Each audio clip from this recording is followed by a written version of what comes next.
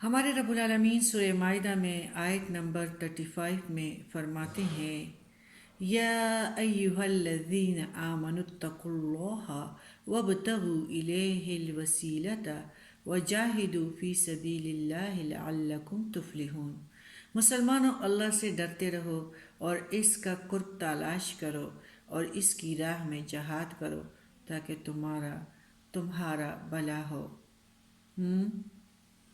یعنی وسیلے کے معنی ایسی چیز کے ہیں جو کسی مقصود کے حصول یا اس کے قرب کا ذریعہ ہو۔ اللہ کی طرف وسیلہ تلاش کرو، اس کا مطلب یہ ہوگا ایسے اعمال اختیار کرو، یعنی رب کو راضی کرو۔ سارے اپنے حیوان کو حیوان جو ہے نا ہمارے اندر، وہ کون سی چیز ہے؟ نفس کو، اس کو ختم کرو، ایک حیوان کو کنٹرول کرو، اس کو سخت رسیوں سے باندھو، اللہ کی رضا کرنے کی کوشش کرو۔ نماز بھی اپنے مطلب کے لیے، تہجد بھی اپنے مطلب کے لیے۔ ہم نے تو کبھی بھی اللہ کی رضا کے لیے کوئی کام نہیں کیا، تو ہمیں چاہیے کہ ہم اللہ کی رضا اور اس کا قرب حاصل کریں۔ امام شوکانی فرماتے ہیں، وسیلہ جو قربت کے معنی میں ہے تقویٰ ہے، اور جن کے ذریعے سے بندے اپنے رب کا قرب حاصل کرتے ہیں،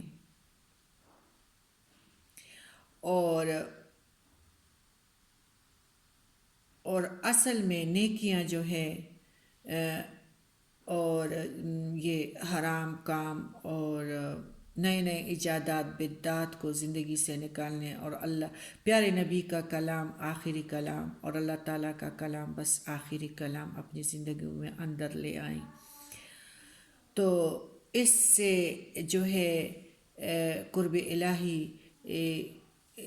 الہی کا مطلب ہم بن سکتے ہیں اور ہم اللہ کے قریب ہو سکتے ہیں۔ قرب الہی کا وسیلہ ہے یہی اعمال کہ ہم اپنے آپ کو نیک کریں۔ لیکن آج کل جو ہمارے معاشروں میں ہے، انڈیا میں، اور ہمیں کچھ فرق نہیں ہے، وہ لوگ بتوں کو پوجتے ہیں اور بندروں کو کیا کیا کرتے ہیں، وہی ہم لوگوں نے بھی کیا ہے، پاکستان کے مسلمانوں نے اور ہر طرح کے ملکوں میں مسلمانوں نے نئے نئے ایجادات اختیار کیے ہیں اور جاہل بن گئے ہیں۔ حقیقی وسیلے کو، نیکیوں کو، تقوی کو چھوڑ کر قبروں میں مدفون لوگوں کو اپنا وسیلہ بناتے ہیں، جس کی ہمارے دین میں، دین اسلام میں اور شریعت میں کوئی بنیاد نہیں۔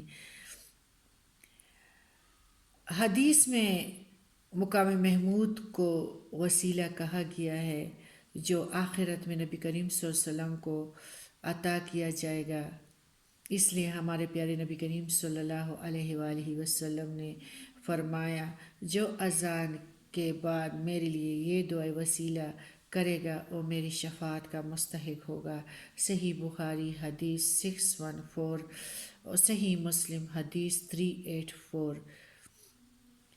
اللہم رب هذه الدعوة التامة الصلاة القائمة آت محمدا الوسیلة والفضیلة وبعثه مقاما محمودا الذی وعدتہ۔ صحیح بخاری حدیث 614۔ بات یہ ہے کہ نیکیاں کرنی چاہیے، اور جو زندہ لوگ ہیں وہ ایک دوسرے کے لیے اس میں عاجزی ہیں۔ اللہ تعالیٰ عاجزی سے خوش ہوتا ہے کہ میرے لیے دعا کر لیا کرو، تو مطلب ایک بندہ دوسرے بندے کو بھی کہہ سکتا ہے، نیک لوگوں کو بھی ہم کہہ سکتے ہیں کہ، یا بزرگ لوگوں کو بھی ہم کہہ سکتے ہیں کہ میرے لیے دعا کرو، تو زندہ شخص یعنی نیک ہو تو ان کو یعنی اپنی دعا کی قبولیت کے لیے وسیلہ ایسے نیک لوگوں کو بنایا جائے تو نیک لوگوں کی دعائیں قبول ہوتی ہیں۔ جس طرح پہلے سیدنا عباس رضی اللہ تعالیٰ عنہ کو لے کے جاتے تھے اور دعا کے لیے، بارش کی دعا کے لیے لوگ اس کو کہتے تھے اور پھر پانی برستا تھا۔ جو اپنے پیغمبر کے چچا کا یعنی وہ وسیلہ بناتے تھے کہ یہ نیک ہے، پاک ہے، تو یہ دعا کرے گا تو اللہ تعالیٰ بارش انشاءاللہ ہم پہ برسائے گا، تو اسی طرح بارش ہو جاتی تھی۔ تو نیک لوگوں کو لے جا کے ان سے دعا مانگنی چاہیے، لیکن قبر میں مدفون کے لیے کوئی اس طرح کی چیز نہیں ہے۔ اور نیک اعمال کو بھی وسیلہ بنانا چاہیے۔ حدیث میں ہے، جو بخاری میں بھی ہے، کہ بنی اسرائیل کے 3 شخص تھے اور سفر میں جا رہے تھے، اور طوفان اور میں وہ گر گئے، تو ایک غار میں جا کر پناہ لی، اور اس غار پہ ایک بڑا پتھر پہاڑ کے اوپر سے لڑکتا آیا، جس نے غار کا منہ بالکل بند کر دیا۔ اب وہ تینوں اپنی زندگی سے مایوس ہو گئے۔ پھر ان تینوں نے سوچا کہ اس وقت صرف اللہ سے دعا ہی کام آ سکتی ہیں، لہٰذا ہم میں سے ہر شخص اپنے کسی ایسے نیک عمل کا واسطہ دے کر اللہ سے دعا کرے جو اس نے خالصتاً اللہ کی رضا مندی کے لیے کیا ہو۔ پہلے شخص نے اپنے عمل کا واسطہ دے کر نیک کام کا اور دعا کی، اور تیسرا حصہ پتھر غار کے منہ سے ذرا ہٹ گیا، سڑک گیا۔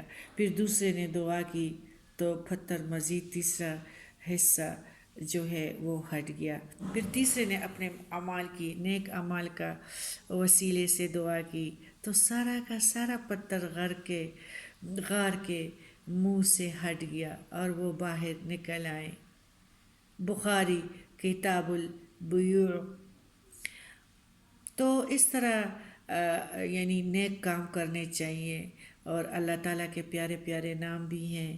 تو اسی طرح سے جس طرح ہم لیلۃ القدر رمضان میں یہ دعا پیارے نبی نے ہمیں سکھائی ہیں، اللہم انکا غفور تحب العفو فاعف عنی۔